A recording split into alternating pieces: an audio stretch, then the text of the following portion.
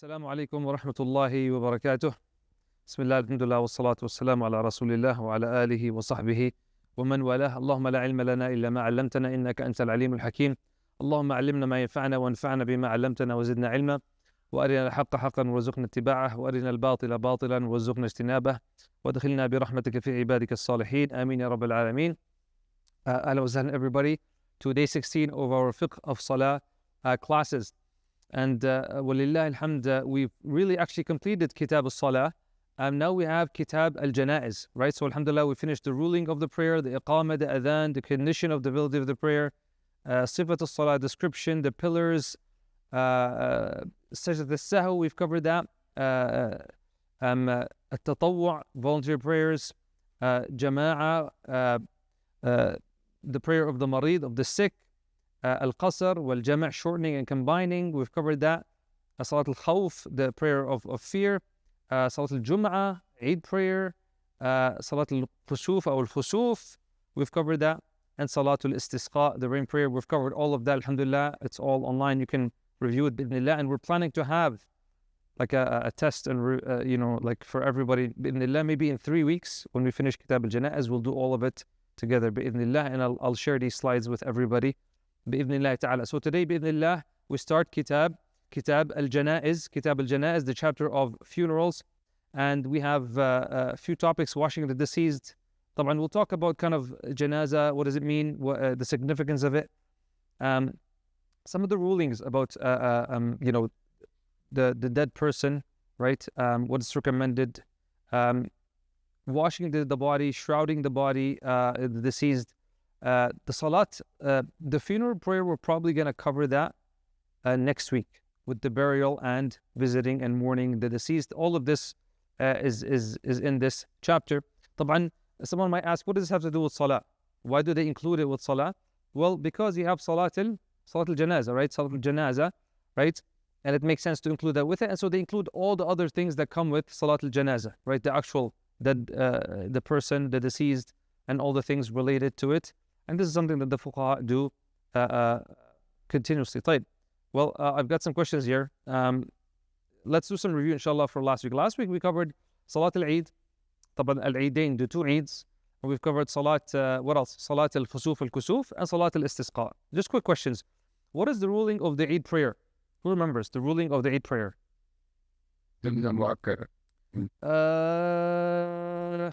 Try again. Fard Kifaya. Fard Kifaya.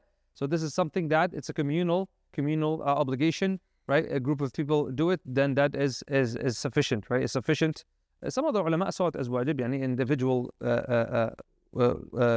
obligation, and some saw it as highly recommended sunnah. The Hanbali, they said that it is a fard kifaya. Regardless, yani if you can go, you should go, right? And the Rasulullah recommended even the women who are not praying, he recommended them to go. So you can understand the significance of the salah. When is it prayed? When is the time frame? We said time frame. Salat al-Eid. We literally said, no? Yeah, so we said literally like the duha time, from the duha time, after the sun rises 15 minutes after that, until really zawal. Until zawal, you can pray Salat al-Eidain. What is the ruling of the eclipse prayers? Salat al-Kusuf al-Khusuf. This is a sunnah, yeah, sunnah mu'akkada, a highly recommended sunnah. And how is it done? How many rak'ahs is it? 2 rak'ahs. Yeah, so 2 rak'ahs, 2 full units, and every unit has 2 actual ruku', okay? 2 actual bowing, right? When you bow, ruku', there's 2 of them in every full unit. So eventually you're going to pray, you're going to do 4 ruku', right? And it's a long prayer. You read long surahs, and it's done during the time of the eclipse. Any individual can do it at home, we said, but it's more recommended to do it in congregation. When is the rain prayer done? Like when is it mashru'? When do you do rain prayer? Whenever you feel like it or something has to happen? Yeah, so it's called Salatul Istisqa. Yeah, and in Arabic usually when we have the prefix, okay, ist, talabu shay, to ask for something. So you're asking for rain. So it's when there's a drought, a well is gone dry, a river is gone dry, a lake is going really low, and it looks like, or like the crops are going bad and there's no rain. This is when Salat al-Istisqa is done. Cool. Now remember what we did last week. طيب نبدأ إن شاء الله. So كتاب الجنائز. تمام. طبعا جنازة. What does جنازة mean? If I asked you guys, if you heard the word جنازة, what's a جنازة? طبعا جنائز is the plural of جنازة. جنائز is the plural of جنازة. What does جنازة mean? Sure. إيش الجنازة؟ ما هي الجنازة؟ نعم؟ أعطيني whichever one you want to know. So usually it refers to two things. Either the actual body, it's called the janaza, right? The actual body is called the janaza, right? And that's what they call salat al-janaza, because you pray on that body. Also they say al-janaza, and some say janaza, jinaza. Like there's two ways to say it. Some say that this is what the author is saying here. Actually, the Sheikh who's doing the sharh, Sheikh Ahmed al-Quaimi, the sharh, he says بالفتح تطلق على الميت جنازة, right? It's talking about the dead person, the deceased body. وبالكسر جنازة على النعش إذا كان عليه ميت. And nash is the thing that you carry, the coffin or whatever you want to call it, that you carry, the casket يعني, or whatever that you're carrying the dead with. That's also called janaza or jinaza, right? And some say both of them are correct. نعم. So is it from the Jannah or Jina? Wallahu alam, I'm not sure. I can't comment on Allah alam. I'm not sure what the real root is. طبعا جنة يجن, I think covering, صح? To cover something. To hide. To hide, نعم. صح. نعم. جنة عليه الليل, أو the jinn they're called jinn because you can't see them. نعم أحسنت. الله أعلم. طيب, so obviously this is a time for us to kind of step back. تمام. And when we talk about al-janaiz, and every once in a while, if you have if you're on the Facebook groups for the janaiz here, or the WhatsApp groups, literally every day or every second day, every third day, there's a janazah here locally. I'm talking about locally. And طبعا overseas, how many people die every day? Al-maut is a haqiqa. Subhanallah. People will debate about anything. كل شيء. Halal, haram, this, that, religion, God. But nobody can deny death. Subhanallah. It's a haqiqa. This is one of the things that there's ijma' of the whole humanity. Right? SubhanAllah, actually, this reminds me, one time I was in the bus with a co-worker, a very old man. And we were talking about religion, and he wasn't agreeing with me. So I started stepping back, trying to find common ground. And I said, let's talk about death. Something that, I said, death, this, something that we all agree that is going to happen. He said, I'm not sure about that. Like, khalas, this guy, he doesn't want to talk.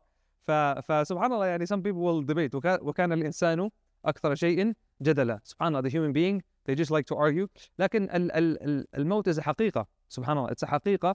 And أينما تكونوا, Allah subhanahu says, أعوذ بالله من الشيطان الرجيم, سورة النساء, أينما تكونوا يدرككم الموت.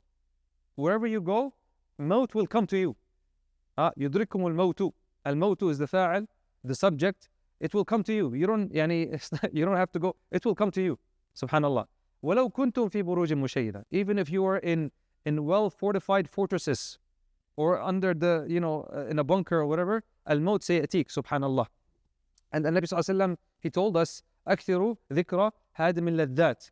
Remind yourself about the destroyer of pleasure, which is al-maut. Subhanallah. And so this is the haqiqah.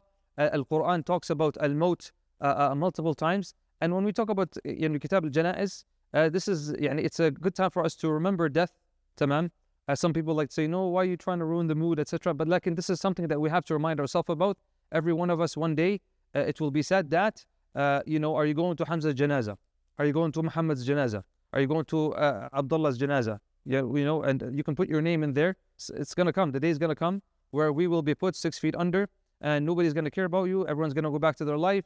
All your wealth, your children, your health, kul shay, it's gone, and you will only be there with your good deeds. Subhanallah. But this is something, it's a good time for us to remember death. كل نفس ذائقة الموت. Every person, every soul will taste death. Okay, Allah subhanahu wa ta'ala told the Prophet sallam, إِنَّكَ مَيِّت.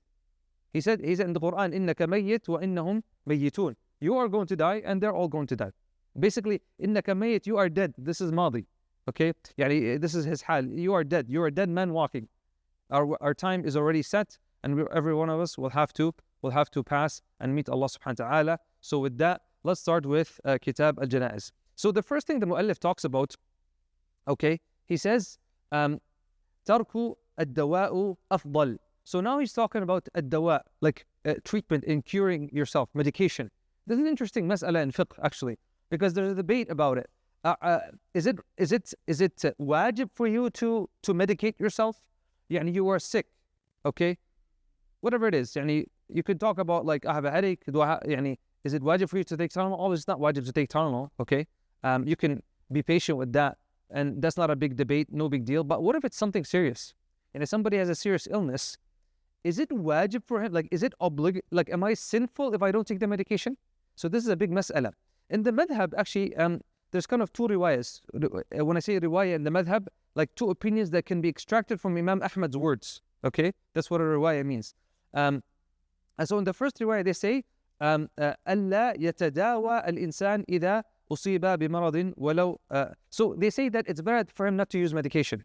And now, when they go into detail, they say the one who is able to have sabr, and it's not going to affect his iman. Okay, this is one opinion of the madhab, and they take this from the Abu Bakr as-Siddiq. Abu Bakr as-Siddiq is a big dalil, because he's from the four khulafa, and the Prophet said, take from my sunnah and the sunnah of the khulafa ar-Rashidin. And who's the best one from the four? Abu Bakr radiallahu anhu. For Abu Bakr radiallahu anhu, it's interesting, when he was dying, they said to him, are you gonna get cured, right? ندعو لك الطبيب. They said, ألا ندعو لك الطبيب. Shall we not call the tabib to you, the doctor? فقال قد رآني. He already saw me. فقال إنني فعال لما أريد. I do whatever I like. يعني he didn't want to, okay? He didn't want to get cured. And some say this is أقرب إلى التقوى, okay? عفوا أقرب إلى التوكل. It's closer to التوكل. Because we have that hadith about the 70,000. You know the hadith? What's the hadith? Anybody know what I'm talking about? يدخلون الجنة بغير حساب.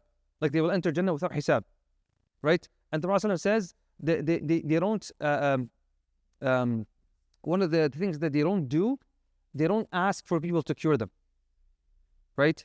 يسترقون وعلى ربهم يتوكلون, right? I don't have the whole hadith memorized, but it ends with they don't ask for ruqya, and they depend on Allah subhanahu wa ta'ala. And we have other evidences, right, where the Prophet ﷺ gave people the choice. Do you want me to make dua for Allah subhanahu wa ta'ala to cure you, or you want to be patient and go straight to Jannah? And so the Prophet ﷺ, that shows that it's not really, there's a way to look at it, and that's why we get the other opinion. They said that that using medication is afdal. Using medication is afdal. And this is one of the opinions of the main ulama of the Hanabila. Why they say this? Because they said, إِنَّ اللَّهَ أَنزَلَ الدَّاءَ وَالدَّوَاءَ وَجَعَلَ لِكُلِّ دَاءٍ دَوَاء فَتَدَاوَوْا. This is a hadith, and this is a command from the Prophet فَتَدَاوَوْا. يعني medicate yourself. Allah subhanahu wa ta'ala has a disease and a cure, and so you should cure yourself. Okay? So that's why, Allahu A'lam, really, it comes at the end of the day, if you're someone who you see more benefits in being patient, maybe something is like terminal, let's say cancer, مثلا. May Allah subhanahu wa ta'ala protect us. Cancer, 1 in 4 people, 1 in 5 people now get it. And so you have things that are debatable. Should chemo, radiation, these things are very harmful, right? They can make it very difficult for the person. Some people can be cured from it, but here a person might say, well, I don't want to suffer. I don't want to lose all my energy, lose all this, and die from suffering. So they'll say, I'll be patient, right? I'll be patient with that. And if a person is able to be patient and it's not going to affect their iman, they're not going to start, leaving the deen and stuff like that. So that might be something that is reward. The person is rewarded with that. Wallahu ta'ala a'lam. طيب. So that's an important mas'ala. So abandoning, they say it's better, and another opinion that it's okay. يجوز له, right? And some said it's actually wajib for him to take it, right? طيب. What are some of the sunnahs? Okay. So now we're going to talk about before the death. So the person, okay, طيب, طيب يقول هنا وسن استعداد للموت. Now, obviously, the Prophet told us to remember death. So what is recommended for us when it comes to death? Like just read about death, like what is it? Tamam? So they say from the sunnahs is to استعداد للموت, to prepare yourself for death. What does that mean, prepare yourself for death? Yani sit in the white sheets and just wait for the angel of death to come? What does that mean? الاستعداد للموت. What do you guys think? Tawbah. At-tawbah, right? Yeah, giving back the rights, right? If you've wronged someone, to ask for forgiveness from that person. Do you have any debts? Is there a wasiyah you have to write, right? Is there a will you have to write?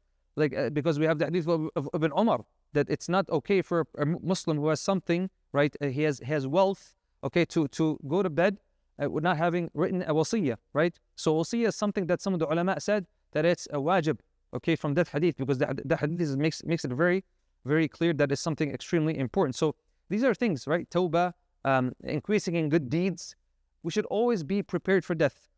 Is it possible that we die right now? Very possible. Any second right now. I might not finish this halaqa. I might not finish this slide. This is a reality, subhanAllah. We don't think about it like that. But something could happen to all of us right now and die. Ajib. Did the people of in LA expect that fire to come? Ajib, subhanAllah. Right? It came baghtatan like that, unexpected. Neighborhoods are gone. You know, some of the neighborhoods now, right? They look like Gaza, subhanAllah. Gone. Without even one bomb or whatever being dropped, subhanAllah. Al-maut ya'ti, you don't know. I know people, okay, one of the mashayikh I used to know in Riyadh, two of his daughters, okay, they went to sleep healthy, didn't wake up the next morning. Healthy young women, subhanAllah. Allah subhanahu wa ta'ala tested him with those two. May Allah subhanahu wa ta'ala make that a cause for him to go to Jannah. So it's death can come anytime, subhanAllah. So you prepare yourself, right? استعداد للموت وإكثار من ذكره. Remembering death. Why from the hadith? أكثروا ذكر هادم اللذات, right? And this is something that reminds us, this dunya is not here. Because this dunya, subhanAllah, you go to work, you get motivated, you start doing things, you get busy with work, career, I'm going to get a house here. And so you kind of forget about death. Death is still there. You still have to be ready. Technically speaking, we're not saying sit home and do nothing. No, live your life and use that as a means for you to raise your ranks. But don't get distracted from the ultimate thing that could happen any second, which is al-maut. Don't get distracted from maut. So to be ready is like, I'm ready now. I'm ready in a few hours. I'm ready in tomorrow. I'm ready for death. Yeah, and that's not something simple. That's something that needs thinking, right? Something so big, we should still sit down and think about it, right? So the Rasul said, "Akthiru," increase in the remembrance of death. Not just sit down and remember, but do the things that remind you and prepare you for death. And then he says, from the sunan is to, okay, وَعِيَادَةُ مُسْلِمٍ, and to visit, right? And to visit a sick Muslim, okay? And to visit a sick Muslim. And so this is from the sunan, a highly recommended sunan, right? We have the hadith, Allah subhanahu in the hadith Qudsi, Allah subhanahu says, I was sick and you didn't visit me. And the person said to Allah, what do you mean you were sick? He said, one of my slaves was sick and you didn't visit him, right? And so visiting the sick is something highly recommended. He says here, غَيْرِ مُبْتَدِعٍ, okay? So here they say that the one who's an innovator someone who either is an open sinner, someone who's like does open sin, or has an innovation in the aqidah. He believes something totally not acceptable by Ahl Sunnah wal Jama'ah. Some of the ulama, like here, they say that it is not something that is from the Sunnah to visit that person, right? And then they also mentioned the dhimmi, right? The one who's non-Muslim, who's living under the protection of the Muslims. But then they say, no, unless yurja, you expect this to maybe bring him closer to Islam, then there's no problem with that. Visiting an Muslim, I don't think there's a problem with that. Wallahu ta'ala a'lam, okay? طبعا when you visit a sick Muslim, someone who's sick in the hospital, you go there and you remind him of death, right? And you remind him to make tawbah, right? So وَعِيَادَةُ مُسْلِمٍ غَيْرِ مُبْتَدِعٍ وَتَذْكِيرُهُ التَّوْبَةِ وَالْوَصِيَّةِ. So now when you visit a sick person, okay, are you going to go there and just remind him of, you still have a house to pay off, and you remind him, or you still have a career, you remind him what? To make tawbah, right? Remind him of his obligations, wasiyah, right? التوبة والوصية. نعم. And so now he says, okay, we remind him of making tawbah and doing good deeds. But now what happens, okay, when a Muslim is close to death? So فإذا نزل به, okay, or نزل به, يعني if now it's, you can tell, those who have experienced it, you can tell when someone is close to dying. يعني it's like you get a feeling, okay? So it says when the person is close to dying, وإذا نزل به, okay, when a Muslim is close to death, the following things are recommended, okay? وإذا نزل به سنة تعاهد تعاهد بل حلقه بماء أو شراب. It is recommended to give them a bit of water or a drink or juice or something like that. Why? Why is that recommended? Huh? Because, you know, at that time the person becomes really thirsty. And what do we want him to say? Huh? To sing a song? To say the shahada. And so you want to make it easy for them. So they say, you try to make it easy because now خلاص, the person is close to death. And سكرات الموت, okay? The Prophet says, إن في الموت لسكرات. The pangs of death. طبعا nobody's experienced that unless they're dead. يعني obviously, so nobody can tell you. But there's a pain and there's a fear and there's, you know, thirst and subhanallah. So you help him by giving him some water or some drink, right? بماء أو شراب وتندية شفتيه, right? To make his lips wet, right? To wet his lips with a cloth, right? And then number 3, he says وتلقينه لا إله إلا الله. التلقين is to get someone to say something, right? Or to explain something to someone. That's what one meaning, التفهيم. والتلقين is to get someone to say it, right? We say someone memorized a surah with talqeen, يعني by repeating. Talqeen is like repeating after someone. So you want to remind him. طبعا when a person is at يعني death is upon him, he's not thinking right. He's scared. Things are happening, right? You don't want to freak that person out. You want to make them calm, and you want to remind him about La ilaha illallah, right? Because he's not thinking properly. Think of the time when you were panicking, or you got into a car accident, or, you know, are you thinking straight? Adrenaline is high, you're scared, subhanallah. The person might be seeing things you can't see. Maybe he's seeing the angel of death in front of him, subhanallah. You remind him to say La ilaha illallah. Some ulama say, do you say La ilaha illallah or do you say Qul La ilaha illallah? Yani, both are fine. So you remind him to say La ilaha illallah. But how many times? And do you hold him and go, say La ilaha illallah? Huh? What do you do? How do you do it? What do you guys think? Huh? Like, are you aggressive? Are you soft? Huh? Because subhanallah, you know what's interesting, subhanallah, may Allah subhanahu wa ta'ala يثبتنا عند الموت, give us يعني ease at the time of death and make it easy for us to say La ilaha illallah. We say that يعني, if I told you now say La ilaha illallah, can you say it? Everyone here will say La ilaha illallah, right? Easy, yeah? Like at the time of death, it's not up to you. يثبت الله الذين آمنوا بالقول الثابت في الحياة الدنيا وفي الآخرة. Allah is the one who gives you the ability to say the kalima. Now, why say La ilaha illallah? Because the Prophet ﷺ, we have a hadith. We have the hadith, لَقِّنُوا مَوْتَاكُمْ لَا إِلَهَ إِلَّا اللَّهِ. Say to your people who are to your close, right, brothers and sisters who are on the time of death, La ilaha illallah. And he says, من كان آخر كلامه من الدنيا لا إله إلا الله دخل الجنة. Whoever the last words he says La ilaha illallah enters Jannah, subhanallah. But it's a big deal, right? طبعا, if the person doesn't say La ilaha illallah, does it mean he goes to hellfire? No, that doesn't mean that. Right? Like when someone dies with La ilaha illallah, that's a huge sign that that person, bidillah, is from the people of Jannah. So you do it softly, and they say you do it ثلاث مرات, 3 times, okay? You do it 3 times, okay? And then they say if he's quiet, okay, خلاص, he doesn't do it, خلاص, take it easy, because you don't want to get him to say, leave me alone. And I'm sure you've seen videos or stories from people who dealt with these things. It gets to a point where a person's like, get away from me. Yani maybe someone who's not very close to Allah subhanahu wa ta'ala. And I've heard stories like some of the mashayikh, they're saying like a person was on, and they told him, listen, say la ilallah. They would put some Quran, and because he was used to that, he didn't really pray, he would say, turn off the Quran. I don't want to say la ilallah. Put some music on for me. SubhanAllah. Can you imagine, even at the time of death, whatever you were doing in this life, you will probably do at the time of death. So you do it, they say here, you instruct him to say La ilaha illallah. If he does not, then do not repeat more than 3 times. If he begins to speak again, then instruct him. So let's say he's quiet, then he talks again, then instruct him kindly to say it, okay? If he does, then khalas, that's enough. Yani don't make sure, say it louder. Well, let me take a picture, let me take a video. Khalas, yani the guy is under stress. I know you're laughing, but some people will be like, oh, well, let me take a video of him saying, yani people now, sometimes you see, now with the phones, subhanAllah, sometimes you see people recording something really scary. Or somebody that could have used help. And then you watch it, and then you ask yourself, why aren't you helping him? Why aren't you helping him? Yani that person, maybe he needs help, maybe. SubhanAllah, sometimes people get overwhelmed with these recording, etc. طيب.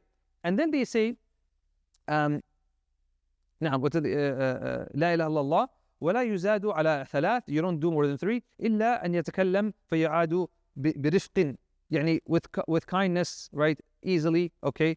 And طبعا usually it's someone that's close to them, right? But it could be something that you're not close with. Maybe you're driving someone, maybe you're an Uber driver and you're driving someone and he's a Muslim and it's a car crash and maybe he's on his high. You don't know him. So you go easy, okay? You go easy with them. وقراءة, what else is recommended? They say وقراءة الفاتحة وياسين. Reading Al-Fatiha and Yasin. We have a hadith about Yasin. اقرأوا على موتاكم Yasin.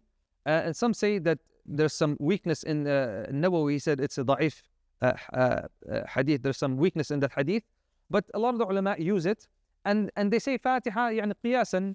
And they say really any Quran, right? Yasin talks about death a lot, okay? And so it makes sense probably to read Yasin, but there's no problem with that. There's no problem with reading Yasin on the person who's death. If you've read Yasin, it reminds you about death. It talks about Yawm al-Qiyamah and when they get up from the grave and all these things. It will remind the person about al-maut, right? عنده وتوجيهه إلى القبلة. Also directing the body to the qibla, right? It's something sunnah when you slaughter, when you bury the person, right? To make them face the qibla. Yani this is something that is closer, inshallah. And then, now what about after death? So this is before death. So now what about after death?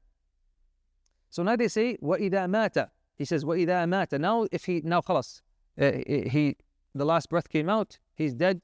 وَإِذَا مَاتَ. When he dies, what's recommended? Number 1, تغميض عينيه. تغميض عينيه يعني closing the eyes. Closing the eyes.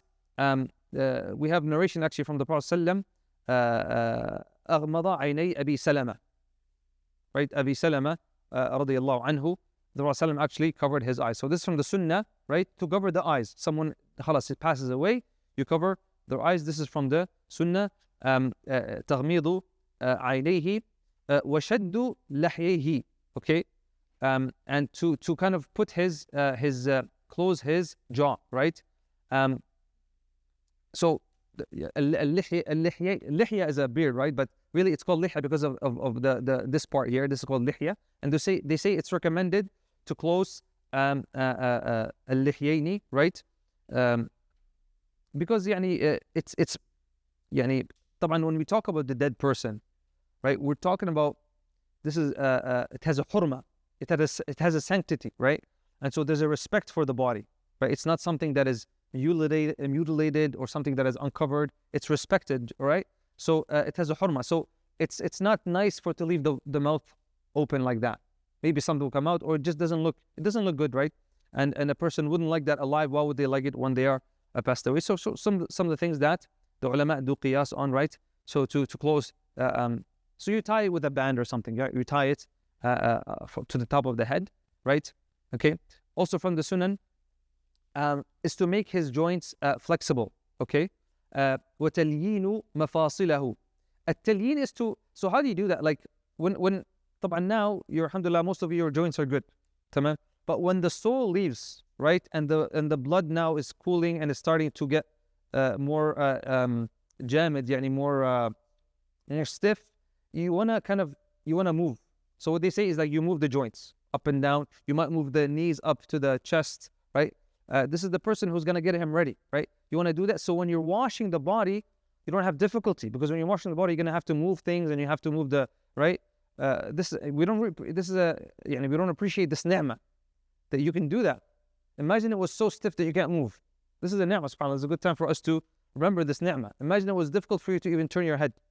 SubhanAllah, this is a ni'mah that we don't appreciate. So we do talyin al-mafasil. He says وَخَلْعُ ثِيَابَهُ, right? And removing his thiyab, his clothes. Some they say you do that so the body is not overheating and it starts smelling and going bad. Okay? And then they say وَسِتْرُهُ بِثَوْبٍ وَوَضْعُ حَدِيدَةٍ أو نحوها على بطنه. Okay?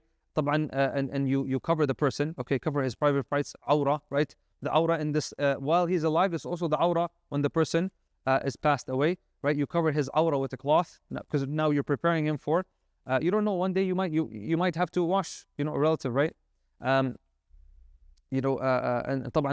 someone might ask, is a man allowed to wash a female? ما رأيك? Is a male allowed to wash a female?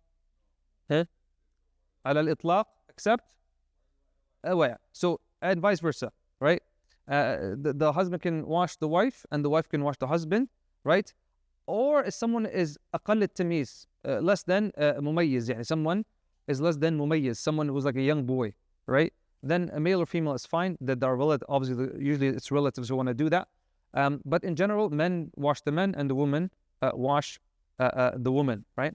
So from the sunan is to cover his private parts with a cloth, right? وستره.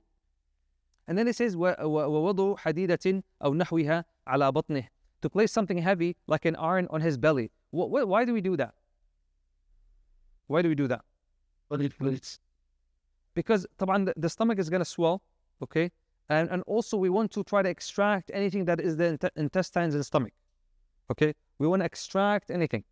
I know this might sound something that is maybe, we're going to talk about some of the things that might not be pleasant, and you might maybe get grossed out, or something that the human being doesn't like. But subhanAllah, this is what we are.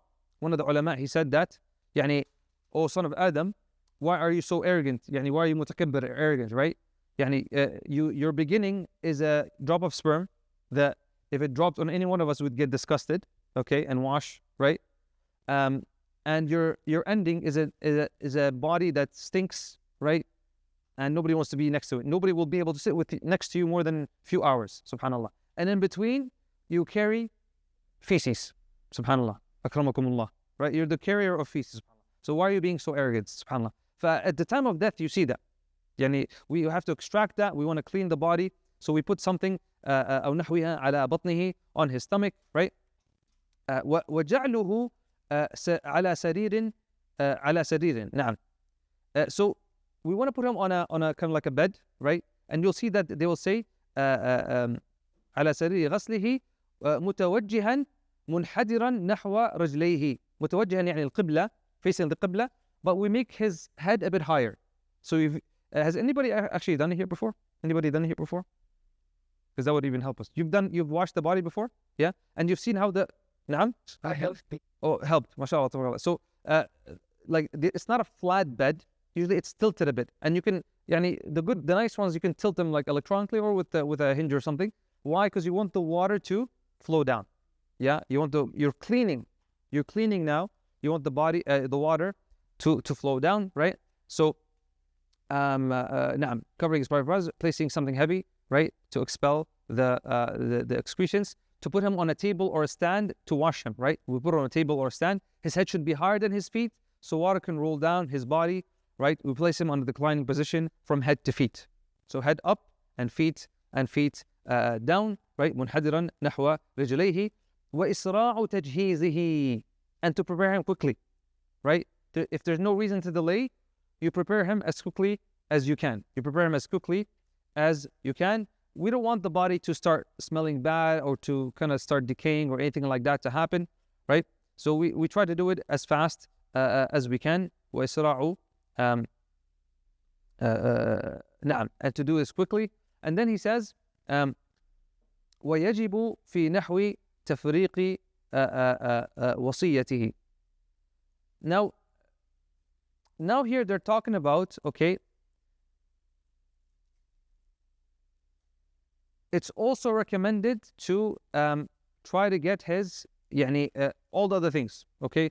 His shrouding, his covering, his burial as soon as you can. If there's no need for delay, don't delay it. It's recommended to increase to make it.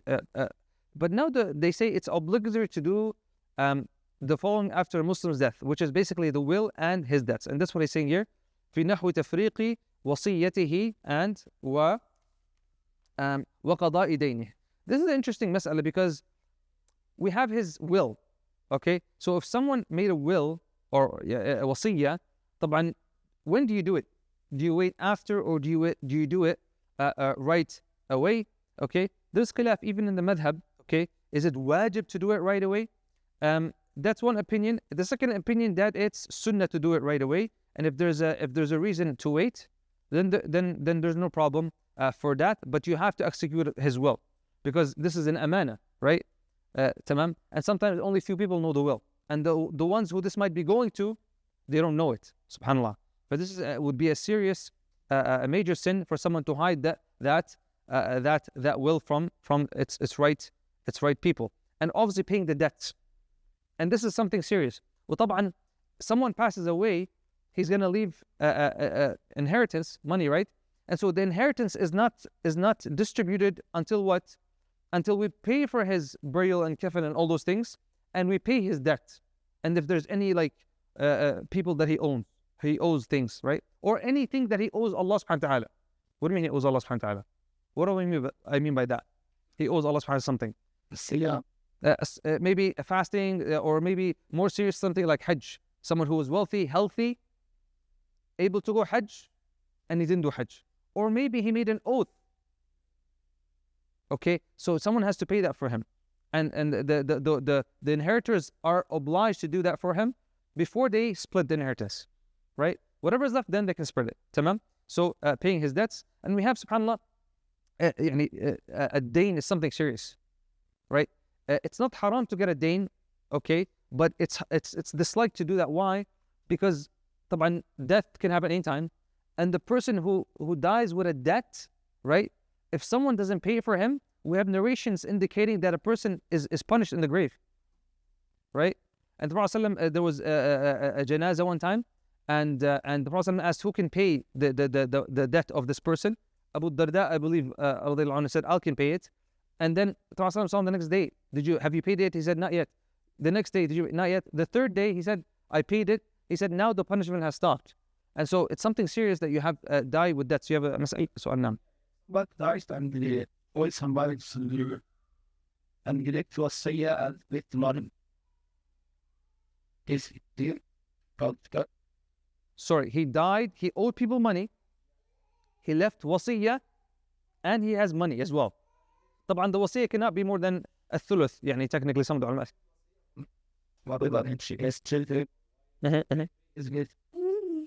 So the wasiyah is to pay the debt.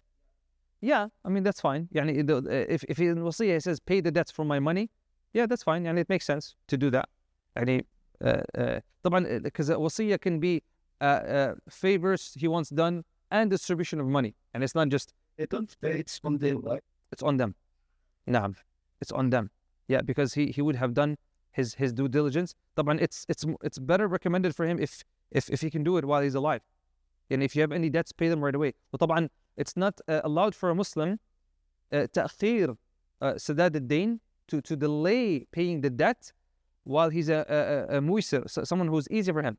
Like in al-mu'sir, someone who's in difficulty, that's okay, it's understood. But someone who's able, okay, to pay the debts, it's not allowed for him to not pay it. It's wajib for him to pay it, to pay the person that he owes. طيب. جميل. طيب. So let's talk now about غسل الميت. Now we're talking about washing the deceased. He says وإذا أخذ في غسله, okay, ستر عورته. Okay, so the first thing he wants to do, okay, to cover the deceased's private parts, al-awra, right? And طبعا, the awra of, we've talked about in tahara, the awra of the male man, the awra of the old, okay, the adult male, and we talked about the awra of the one who's under bulugh, right, the mumayyiz, okay, and we talked about the awra of the woman. So you want to cover the awra. It is obligatory to cover the deceased, because Is it halal to look at the aura of a strange person? No, right? It's not halal. It's haram to do that. And that counts in life and death, right? And obviously, is it halal now for you to touch someone else's private part? Obviously, no, unless it's husband and wife, of course. And that's it's even more severe to touch, right? So even when you're washing the parts, you'll see that he's going to talk about using a cloth, or you can use gloves. Yeah, nowadays I think some people will use gloves. You can use a cloth, and they will recommend using, rather than getting 3 cloths, 2 for the both private parts and 1 for the rest of the body. You can wash it and wipe other things. Okay, so it says here, وإذا أخذ غسله ستر عورته, he covers his private part. وسنة ستر كله عن العيون, right? And it's sunnah also to cover the whole place. You don't do it in an open field if you don't have to. Obviously, like in places like in Gaza and other places like that, maybe they don't have a place, even subhanAllah, a rooftop to do it, then they might do it in an open area. But it's sunnah to do it in a closed area where people can't see it, right? Because you wanna respect the dead person. You don't want people looking, right? And even they say it's not allowed for a person to just be there and just observe for no reason. Maybe unless he's someone who's training or someone who's helping, but for someone to just be there for no reason, that's not something that is recommended. Of course, يعني if someone was to ask, are we allowed to record it? No, obviously it's not something that should be recorded. That's من باب أولى. Okay. عيون وكره حضور غير معين. Yeah, it's disliked for someone who is not helping. Okay. It's disliked for someone who's not to have someone present who does not have a particular task assigned. Okay, those who are not involved in washing, who are not doing anything, who are not holding, right? So those people, it's disliked for them to be there. Okay. ثم نوى وسمى. So now he begins with the niyyah and the tasmiyah. When we do ghusl in this, we talked in tahara ghusl, we have to make the niyyah, right? And this is a rukun. You need to make the niyyah. Otherwise, it's not going to count as a ibadah, right? And so this is a condition, it's a shart, right? You have to have the niyyah, which is a shart. Some ulama say rukun, but we said it's a shart. And you also have to say Bismillah. طبعا Bismillah, if you forget it because it's a wajib, then it's the person is forgiven. So the same thing for him. You're doing it for him, okay? And this is what it says, ثم نوى وسمى, right? وهما كفي غسل حي. Yeah, it's just like the washing of the someone or for the someone who's alive. When you do ghusl, you do the niyyah, right? The intention. And you do the basmala. You say Bismillah, and now you're doing ghusl for him. You're doing ghusl for him. Tamam? So we want this person to meet Allah subhanahu wa ta'ala in the best of ways, in the state of tahara, right? Inshallah, he's resurrected in the state of tahara. Okay? And then he says, okay, حي ثم يرفع رأسه غير حامل إلى قرب جلوس. Okay? So now he raises his head, okay? رأسه غير حامل, except the one who's pregnant. If it's a woman and is pregnant, you don't want to do it. Allah alam, maybe the infant is still alive, or it might cause it to come out. We don't want that to happen unless we'll talk about the one who's hamil, right? What's the ruling for that? But they say you bring their head up, okay? So unless it's someone who's hamil, okay? ويعصر بطنه برفق. Remember, now we're still trying to excrete anything that's in the stomach, right? In the intestines, okay? With ease, okay? Then the washer should raise the deceased head and body, unless it is a pregnant woman close to the position of sitting, right? Remember, we're like this, kind of tilt, okay? Then the washer should press on the stomach gently to expel any excretes, right? And then pour water over the body. So we're trying to get things out of the body, subhanAllah. And it's not easy. And for those who've done it, it's not easy. And whenever something comes out, you pour water and it goes down. And usually you have a bin or something in the bottom where all the filth comes out, okay? برفق ويكثر الماء حينئذ. Yes, whenever something comes from the stomach, from the back, from the behind, right, from the front, okay, you want to put as much water. Yeah, try to make it, because you want to purify that place. ثم يلف على يديه خرقة فينجيه بها. نعم. So now he wants to put on his hand a piece of cloth and to wash and to clean, right? Then the washer wraps a piece of cloth on his hand to do istinja for the deceased, right? Al-istinja is what? Is what we do when we wash our private parts, right? Al-istinja, when we use the bathroom, al-istinja is to use water, and we said we cannot touch the private part of another person. So he uses a cloth or gloves, okay? So it is haram to touch the deceased private parts without a barrier, okay? applies to a deceased who is 7 years of age or older, right? We said mumayyiz, 7 or between 7 and puberty is mumayyiz, right? So anybody younger, that's fine, okay, because it's not awrah for them, right? So you would use a glove or a piece of cloth, yeah. And then it says وحرم مس عورته من له سبع, okay. نعم. And then he says, then the washer, okay, ثم يدخل إصبعيه وعليهما خرقة مبلولة في فمه فيمسح أسنانه. So now we want to clean inside of his mouth, okay. We take a wet cloth, okay, and we clean inside of his mouth and his teeth, okay. His mouth and his teeth. So then the washer should place a piece of small cloth on the 2 fingers and then makes it a little wet, and then he cleans the inside of the mouth, the teeth, and also the nose, okay. You clean as much as you can. You don't have to go really deep, right? Washer should be careful not to use too much water. This is the alternative to washing the deceased nose and mouth for wudu. Remember, we're doing ghusl for him. We're trying to do wudu for the mayyit, okay? And then he says, نعم أسنانه وفي منخريه فينظفهما. Yeah, he cleans his nose بلا إدخال ماء. You don't want to put water into the nose. It's going to probably cause something inside the body. ثم يوضئه. Then he does wudu for him, right? Then the washer performs the rest of the wudu for the deceased. This is recommended. Yeah, this is something that is masnoon. It's recommended to finish the whole wudu, right? The hands, the head, the feet, okay? ويغسل رأسه ولحيتيه برغوة السدر وبدنه بثفله. طيب, so now we want to, now the washer washes the deceased head and beard with the form of a sidr, right? A sidr is a type of it has a nice smell, okay? It's like a ushub, right? And from the lotus tree, right? The form of it, those who've done it know what that looks like, okay? And this is something that's recommended in the sunnah. Then the deceased body is washed with the remaining of it, okay? So from that form, he washes the beard and the head, like the most noble part, and then the rest of it, you wash the rest of the body. This is something recommended, okay? They say that it's makruh to use things like soap, okay? It's makruh to use things like soap, okay? Unless you have to, like unless there's something that won't be removed with soap or anything like that, okay? And then he says, ثم يفيض عليه الماء. Then he puts more water on him, right? And what's from the sunnahs? From the sunnahs also is to do it to pour the body.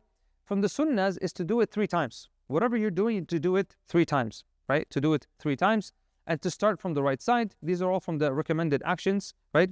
تثليت وتيامن, right? And to do it from the right side.